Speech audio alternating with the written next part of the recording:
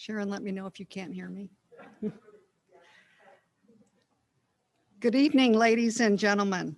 Welcome to the 74th annual meeting of Cobalt Credit Union. We're so glad you're able to join us this evening, whether you're here physically or you're attending the meeting virtually.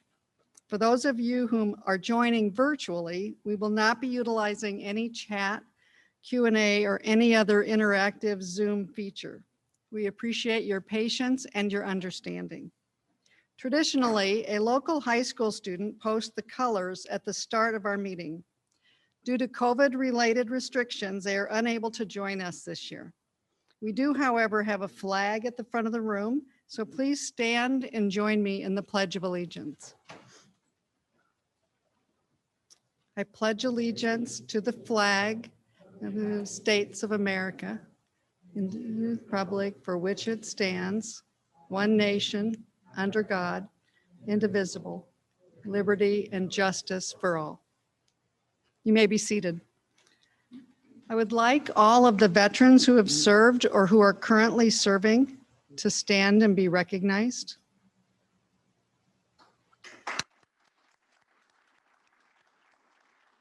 Thank you for your service.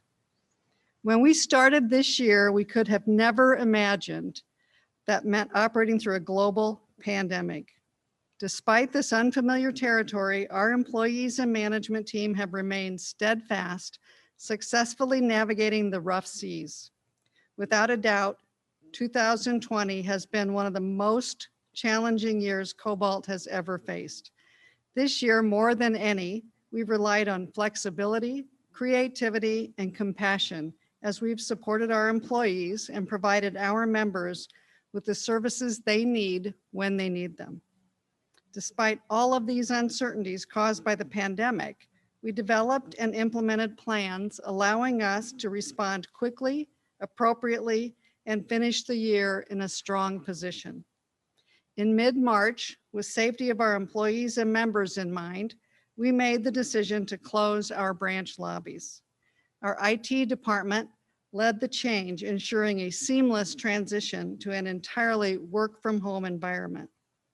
Operations began slowly serving members via our contact center and various digital banking channels. In fact, one day alone, we received as many video banking chats and contact center calls as we typically would in a week. Since the beginning of the pandemic, our video tellers have assisted 16,587 members through video banking, a 180% increase compared to pre-pandemic times. This number continues to grow each day. ITM usage grew from roughly 6,800 sessions in February to 11,673 during September.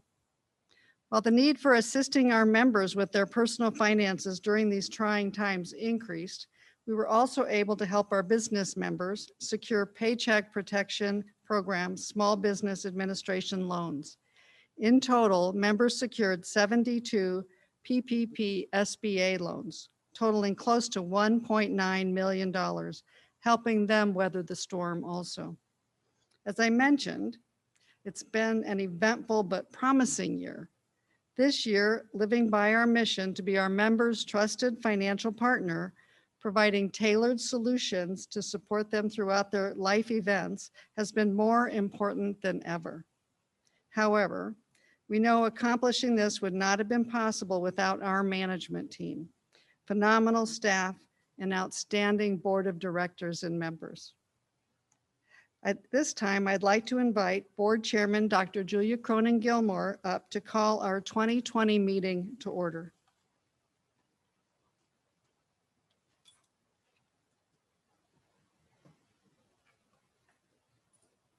Thanks, Gail. According to the bylaws, 15 members must be present for a quorum. By virtue of those in attendance, a quorum is present. This year has introduced a lot of change and uncertainty. Undeterred by all the ambiguities, we remain strong as an organization. In a time where a number of organizations had to reduce their workforce, or even worse, close their doors, we made the mindful decision to keep all of our staff. A number of our departments were restructured due to an increase in demand for their services. Employees were cross-trained to provide additional support to the video banking and mortgage departments, as well as the contact center. Additionally, we were able to continue expanding as an organization. We opened a retail branch in Elkhorn, installed an ATM, ITM in Denison, and broke ground on traditional branches in Gretna and Lincoln, allowing us to better serve a growing membership base in these communities. I would now like to introduce our board of directors, committee members, and senior management who are in attendance, both in person and virtually. Without these people, navigating the ever-changing course this year would have been impossible. We ask that you hold all applause until I'm finished reading each group of names. First is our board of directors. Please stand or signify when I say your name. Garrett Karthauser, first vice chair. Steve Jones, treasurer. Denise Seaman, secretary. Whit Bonifat, director. John Goebel, director. Vic LaPluma, director. Pat Jones, director emeritus. Bill Hetzler, director emeritus. Victoria Sajak, associate director. Lee Dunn, associate director. Mandy Grulke, associate director.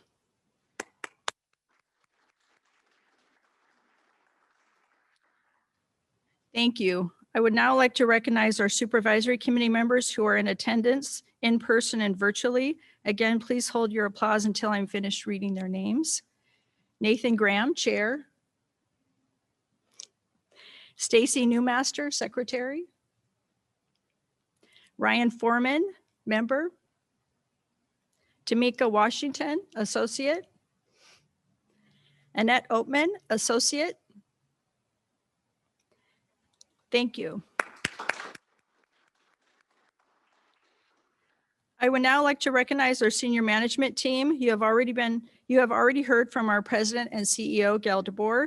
The rest of the management team includes Alan Stoltenberg, executive vice president, Robin Larson, chief operations officer, Andy Schmilin, chief financial officer, Sharon Starr, chief human resource officer, Joyce Wells, chief marketing officer, Haley Rogers, chief risk officer.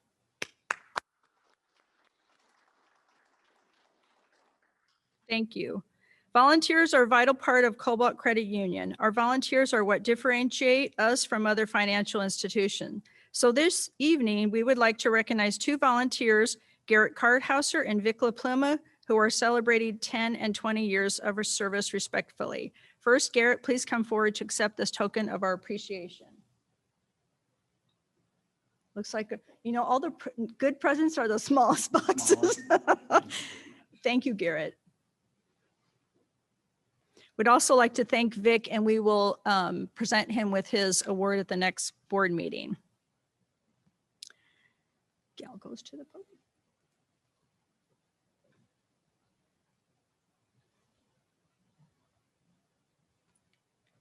Tonight, we also have the privilege of honoring one of the credit union's most loyal supporters and volunteers. Steve retired from his career at Woodman Life Insurance, where he served as vice president of marketing. Prior to that, he was vice president of accounting services. While at Woodman Life, Steve was a member of the president's leadership team, served as an advisor to the IT security team, as well as in an advisory capacity to the business technology strategy and prioritization team. Steve began his volunteer service with the credit union in 2016. He began serving on the collection committee in May of that year. In September, he was elected to the supervisory committee. He was then elected to the board in November of 2017 for a 3-year term. He was appointed board treasurer in November of 2018 and is also currently the chairman of the Volunteer Governance Committee. Steve has attended a number of conferences during his time with the credit union, some of which include the 2018 and 2019 NAFQ Board of Directors and Supervisory Committee Conference, as well as the 2018 CUNA National Credit Union Roundtable. Over the past 4 years, Steve has been fundamental in helping us improve member service and expanding our market footprint. We feel the time has come to honor this outstanding gentleman for his service to our credit union and the local business community. Please join me in showing our appreciation to Steve Jones. Steve, will you please come forward and accept your gift?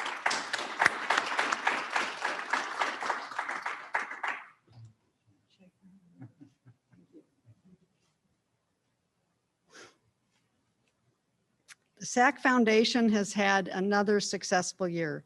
It continued its efforts to teach financial literacy to individuals of all ages, as well as supporting the military. While this year looked a bit different, the foundation found creative ways to continue to make a difference in the community.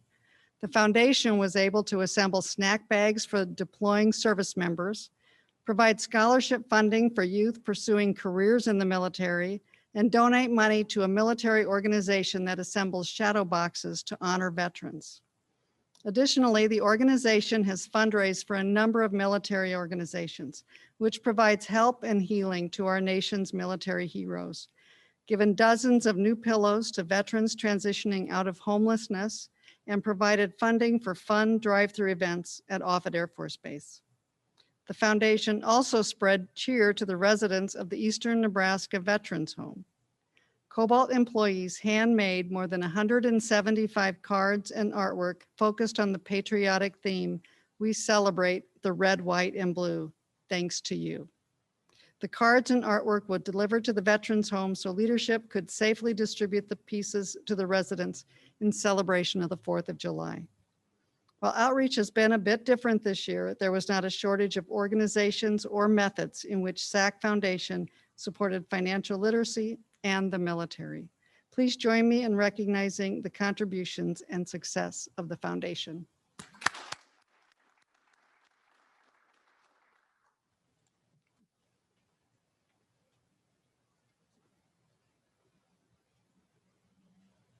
Thank you, Gail. Our next item of business is the approval of the minutes of the November 1st, 2019 annual meeting and the joint chairman and president's report as printed in the annual report. May I have a motion to approve? Denise, and a second? Garrett?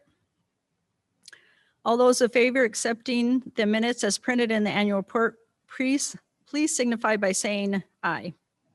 Those opposed? Motion carries. I would now like to invite Steve Jones to come forward to review the treasurer's report.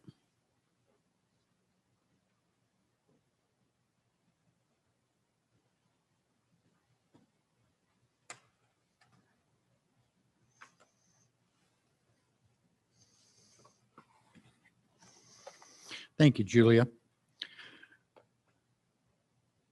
I'm happy to report on the success of Cobalt Credit Union and that we've had in closing another fiscal year of financial stability and growth. Membership remains steady at 108,852 as of June 30th of 2020, with assets of 1.07 billion and nearly 900 million in outstanding loans, while still improving overall loan quality. The Credit Union Board of Directors and management team continued wise practices to ensure that the credit union remains strong and well capitalized with a capital ratio of 8.90%. The National Credit Union Administration, NCUA, considers a credit union well capitalized if their capital ratio is 7% or higher. And again, we are at 8.9. The combination of good loan quality, non-interest income, and an ongoing focus on controlling expenses contributed to the credit union's success. Overall, the strength of the credit union's balance sheet lies in the quality of assets with no inherent interest rate, liquidity, or concentration risk. As treasurer of Cobalt Credit Union, I have the pleasure of reporting on this year's findings. The entire credit union leadership team recognizes that you, the membership, is the real reason for our achievements. Thank you for your continued membership. Steve Jones, Treasurer.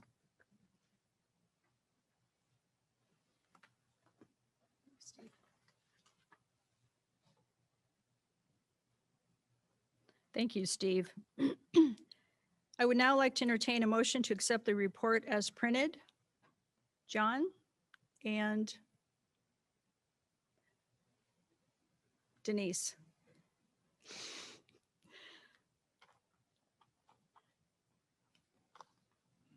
All those in favor signify by saying aye.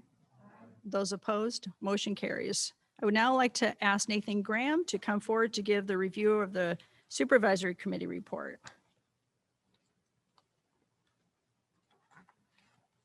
You have it, okay. Just wanted to help.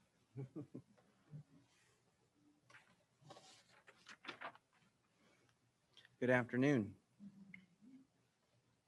The Supervisory Committee serves our members by providing an independent appraisal of Cobalt Credit Union's internal controls and protection of member assets. The committee reviews all audit reports and meets monthly to discuss audit results, internal audit recommendations, and the status of remediation by management. The committee has engaged Moss Adams of Spokane, Washington, an independent CPA firm, to perform a financial statement audit consistent with generally accepted accounting principles. This is our 8th year working with Moss Adams. Beyond the external audit, Moss Adams serves as a key partner throughout the year, providing guidance and assisting management in proactive continual improvement. The credit union is also subject to regulatory examinations, including examinations by the National Credit Union Administration. Further, internal audit performs risk-based audits and oversees the external assessment of the credit union's compliance with the Bank Secrecy Act and the NACHA operating rules and guidelines.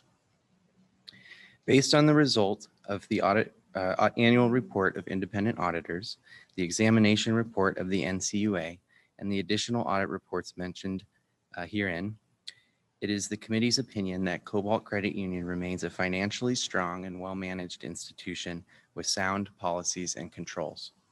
Thank you to Gail, the leadership team, and all employees for another successful year as we continue to serve our membership and communities. Thank you.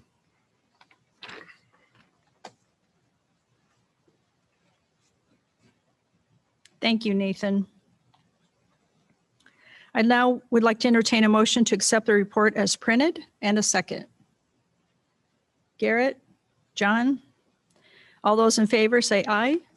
Those opposed, motion carries. Is there any unfinished business to come before this meeting? Is there any new business to come before this meeting?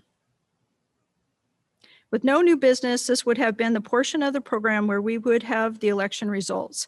However, as directed in the bylaws, an election is not held when there is only one nominee for each position to be filled. As we have only one nominated candidate per open position, our 3 nominated candidates win by acclamation and will serve new 3-year terms: Whit Bonifat, Denise Seaman, and Nathan Graham. Before we end the meeting, I want to say thank you to the employees who worked on the annual meeting this evening. A special thank you to all of you for attending, especially those of you attending via Zoom. And I declare this meeting adjourned. Thank you.